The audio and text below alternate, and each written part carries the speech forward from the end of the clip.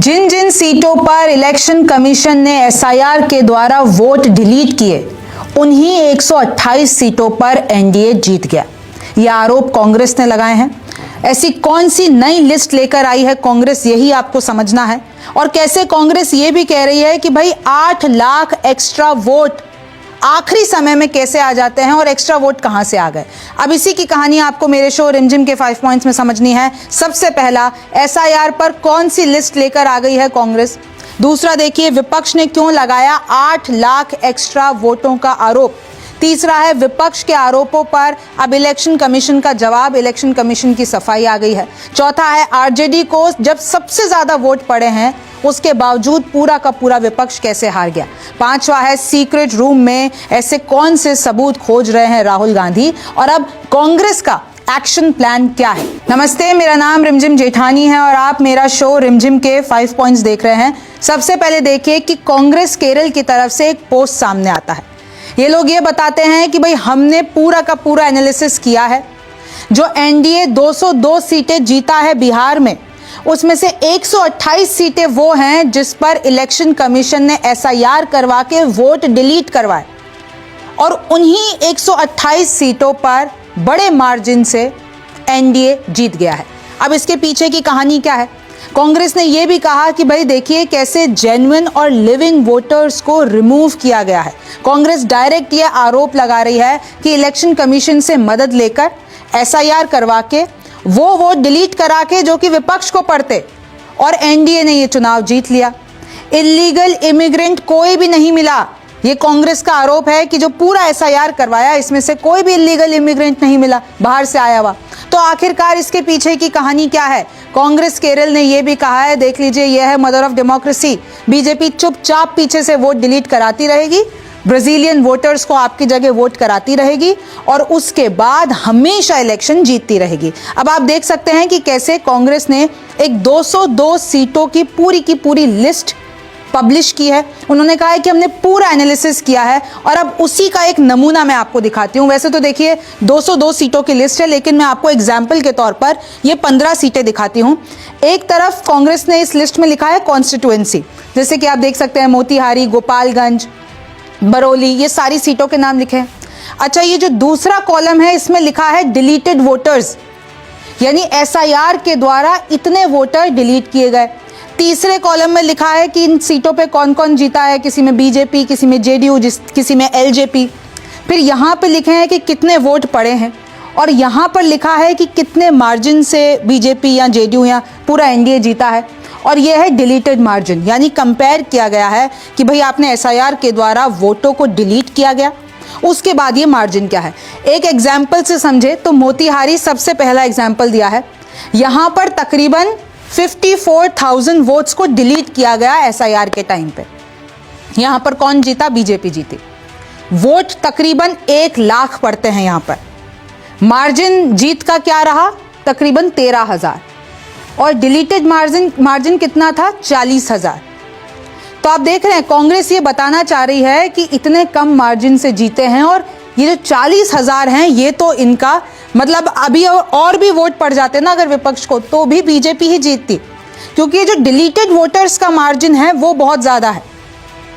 और ऐसे ही देखेंगे गोपालगंज में 66,000, आगे बरौली है यहां पर 46,000, फिर ये और भी सीटें हैं बलरामपुर में 29,000। तो ये पूरी की पूरी लिस्ट बताई है कि यहां एसआईआर करवा के वोटर डिलीट कराए गए, और उन्हीं सीटों पर कराए गए जहां पर, और ये वही वोटर हैं जो कि विपक्ष के वोटर थे, इनको हटाया गया लिस्ट से और उसके बाद एनडीए को जितवाया गया।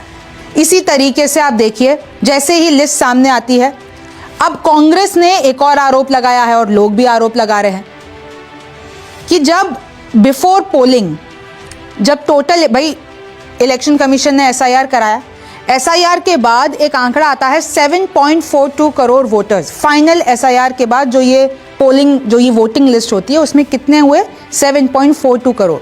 लेकिन इलेक्शन कमीशन की जो लिस्ट आई है आफ्टर पोलिंग वो 7.45 करोड़ बता रही है। यानी कि ये 3 लाख वोट अंत समय में कहां से आए। तो अब एनडीए के ऊपर, बीजेपी के ऊपर, जेडीयू के ऊपर, इलेक्शन कमीशन के ऊपर ये आरोप है कि एक तो ये अंत समय में 3 लाख वोटर्स कहां से आए, ये 20 लाख नाम जो आपने एसआईआर में जोड़े हैं, ये 65 लाख नाम जो आपने एसआईआर से डिलीट करवाए हैं, ये जो 1000 आपने जवानों को बांटा है यानी कि यूथ को बांटा है, ये 10,000 जो आपने महिलाओं के खाते में डलवाए हैं और वो भी जब मॉडल कोड ऑफ कंडक्ट चल रहा था, तो इन सब के बावजूद अगर आप जीते हैं तो मतलब ये तो इलेक्शंस फ्री और फेयर ही हुए। तो ये तंज कसा गया है कि इस तरीके से एनडीए जीता है। अच्छा, ये 2 फोटोज भी पोस्ट की हैं, वो भी मैं आपको बताऊंगी। तो देखिए, कांग्रेस डायरेक्ट पूछ रही है कि भैया ये 3 लाख एक्स्ट्रा वोटर्स आखिरकार आए कहां से। हालांकि इसका जवाब इलेक्शन कमीशन ने भी दिया है, मैं आपको बताऊं, लेकिन पहले आप ये समझिए, ये इलेक्शन कमीशन ऑफ इंडिया की 30 सितंबर की प्रेस रिलीज है।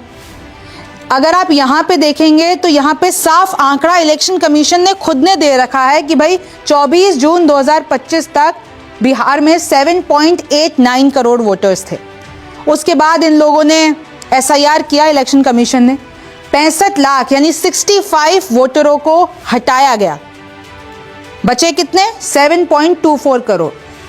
फिर 3.66 लाख जो हैं वो इनएलिजिबल पाए गए, फिर 21 लाख वोटरों को जोड़ा गया और लास्ट में आंकड़ा आता है 7.42 करोड़, 7.42 करोड़। आप ये आंकड़ा याद रखिए और ये प्रेस रिलीज देख लीजिए, 30 सितंबर की है, 30 सितंबर 2025। कट टू दूसरी प्रेस रिलीज आती है 11/11/2025 यानी कि पोलिंग के बाद। और पोलिंग के बाद क्या आंकड़ा सामने आता है भाई, फेज 1 में तो 65.08% वोट पड़े, फेज 2 में 68.76% पड़े, टोटल वोट परसेंटेज जो है वो है 66.91% और टोटल जो वोटर्स हैं यानी इलेक्टर्स हैं वो कितने हैं 7.45 करोड़। अब लोग सवाल पूछ रहे हैं कि भाई जो आपने एसआईआर करवाया उसमें तो 7.42 करोड़ थे और जो आप वोटिंग के बाद कह रहे हो वो 7.45 करोड़ है, तो ये 3 लाख वोटर अचानक से कहां से आ गए।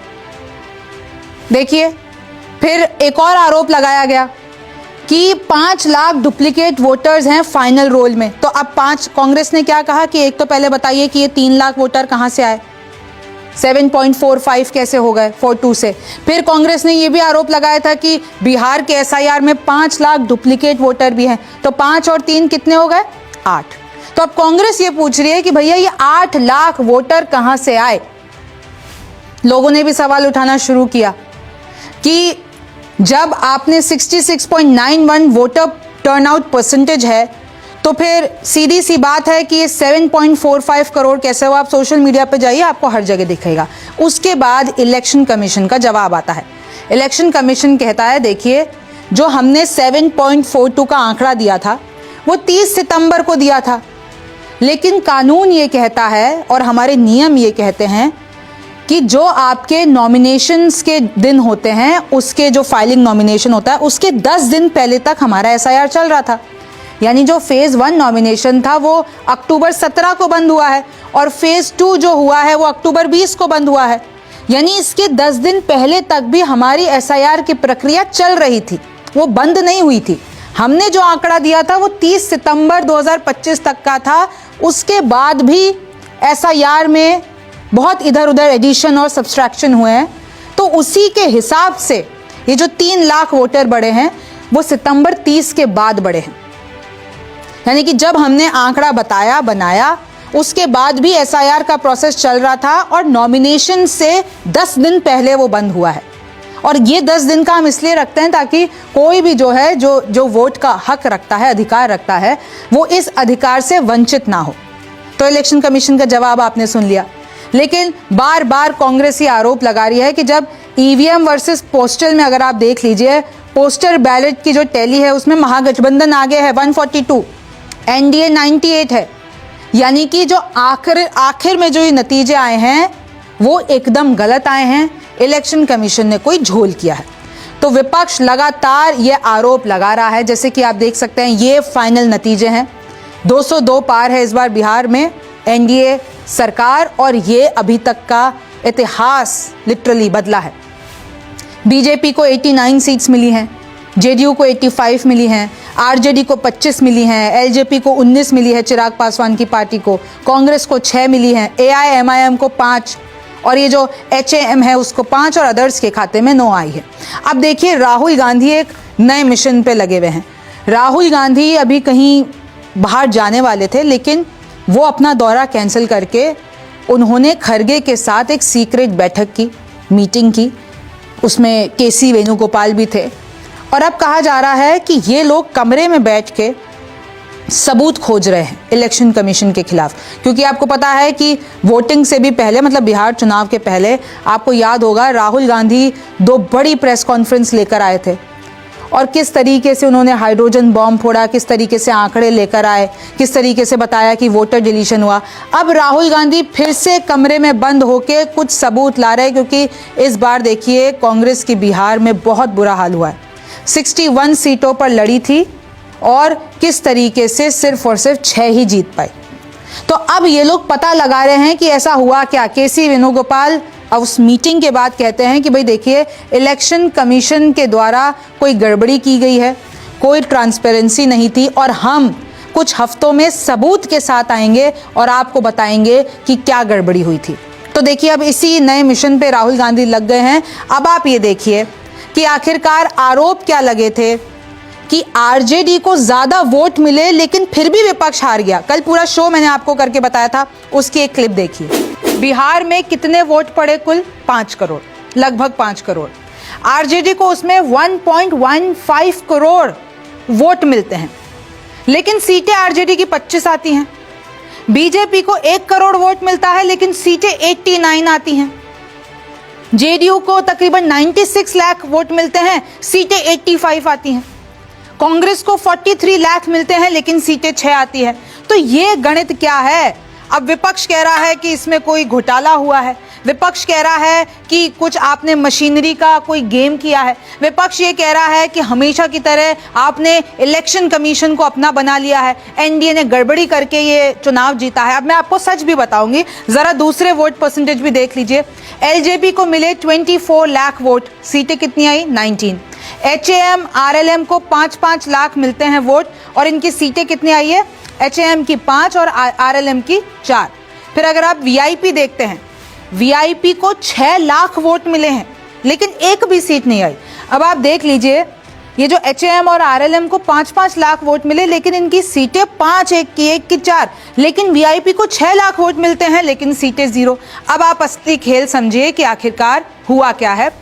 लेकिन आप ये कुल अगर आंकड़ा देखते हैं, एनडीए को कुल 2.33 करोड़ वोट मिले हैं। वोट परसेंटेज पूरा एनडीए का मिला के कितना है? 46.57%। महागठबंधन को कुल कितने मिले हैं? कम, यानी 1.88 करोड़ और इनका वोट परसेंटेज कितना है? 37.74%। अब आपको आधा खेल तो यही समझ में आ गया होगा कि कैसे अगर ओवरऑल देखा जाए कि भाई एनडीए सरकार बनी है तो ऑब्वियसली उनके वोट ज्यादा है, उनका परसेंटेज ज्यादा है, लेकिन आरजेडी को इतने वोट कैसे मिल गए? तो इसका साफ सुथरा कारण यह है कि भैया आरजेडी 143 सीटों पर लड़ी थी और बीजेपी कम सीटों पर यानी 101 सीटों पर लड़ी।